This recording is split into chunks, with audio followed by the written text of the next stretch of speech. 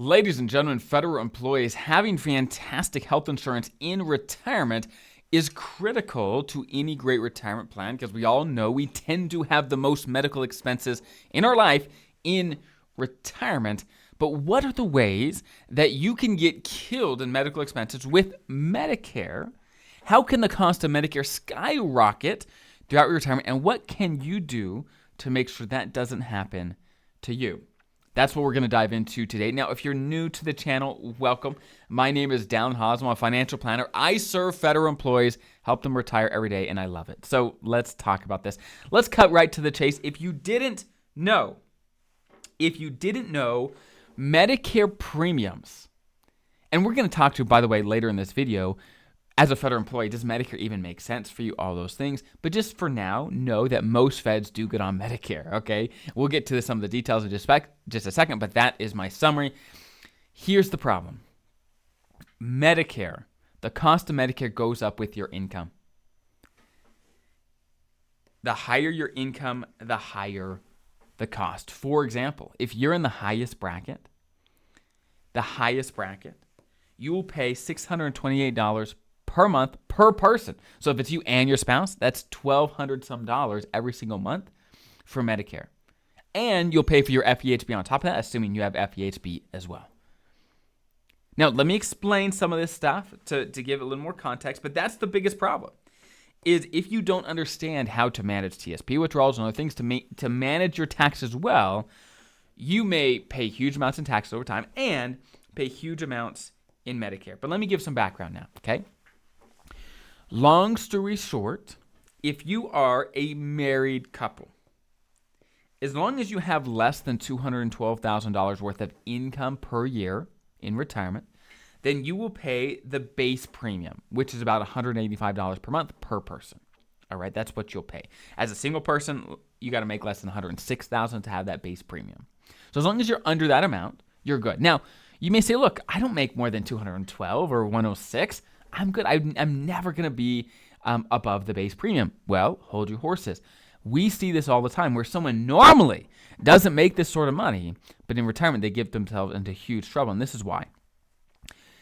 You taking things out, let's say out of your TSP, traditional TSP, is taxable income, which means, let me give an example. Let's say your normal income in retirement is $90,000, just as an example. Between your pension, Social Security, etc. Let's say it's $90,000. Let's say you're a single person for this example. And so with your normal income at $90,000, yeah, you're in the lowest bracket. You're good to go. No problem. You're going to pay the base premium. Nothing to worry about. However, what if you say, look, actually, I want to buy a new car this year. I'm going to take out $50,000 out of my TSP and buy that new car. Well, now, instead of $90,000, you're at $140,000.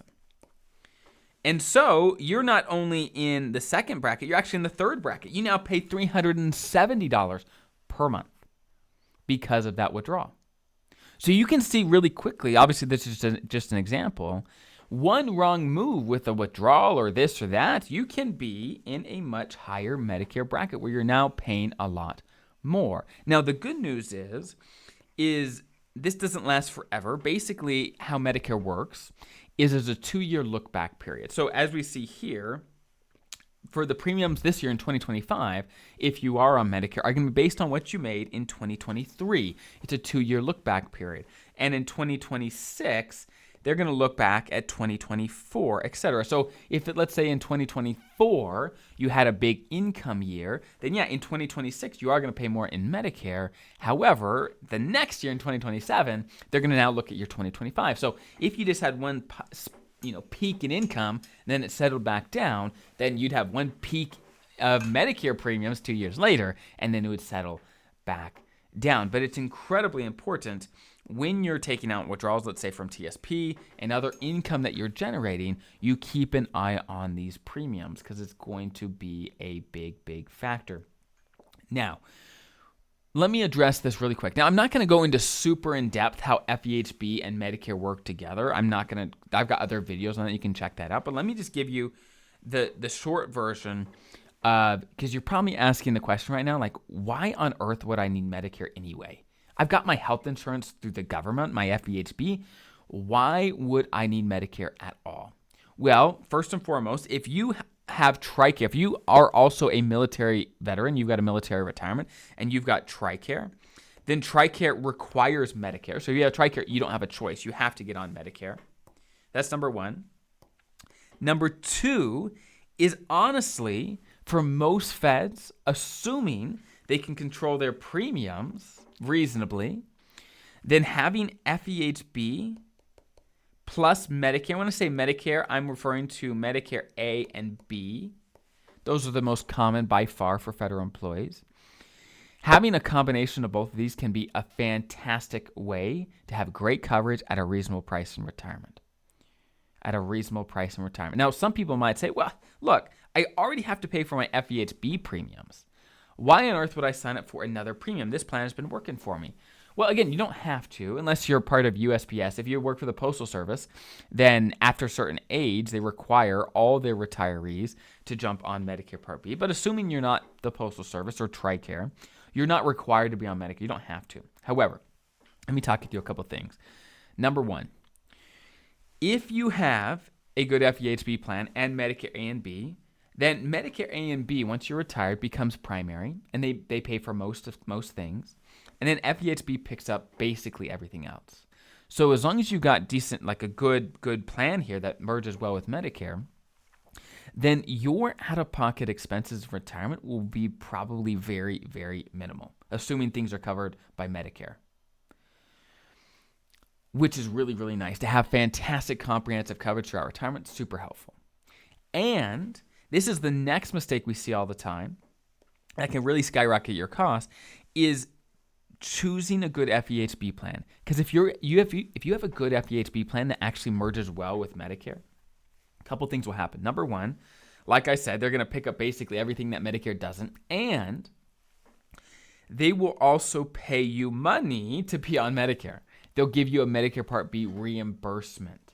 For example, many Aetna plans have good Medicare reimbursements. Some GEHA plans have Medicare reimbursements. Blue Cross Blue Shield Basic has, at least as of 2025, pretty good Medicare Part B reimbursement. However, not all plans do. For example, Blue Cross Standard, which is actually the more expensive Blue Cross plan, doesn't have any reimbursement for being on Medicare.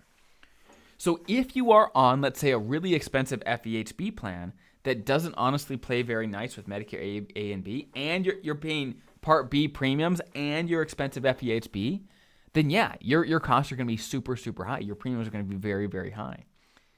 So ideally, you find an FEHB plan that is a good plan for you. Your providers accept it. It works for you.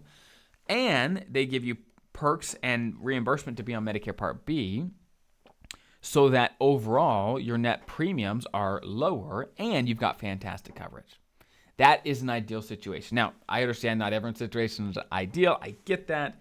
But those are the ways that you want to make sure you can keep your medical expense down in retirement. Basically, number one is know that if your income pops up, your Medicare premiums are going to go with it. Number two, making sure you have an FEHB plan that actually plays nice with Medicare, that'll give you a reimbursement that'll actually play nice so that you can save as much as you can throughout your retirement. So I hope that is helpful. Now, if you want help with this sort of thing, if you want help planning your retirement, managing TSP, making sure you save as much in tax as possible throughout your retirement, if those are the sort of things you want help with, that's what our firm does every single day for our clients. If you're looking for that, check out the description to see if we are a good fit for you. Otherwise, though, enjoy these free videos, and I hope that's helpful. I'll see you guys in the next video.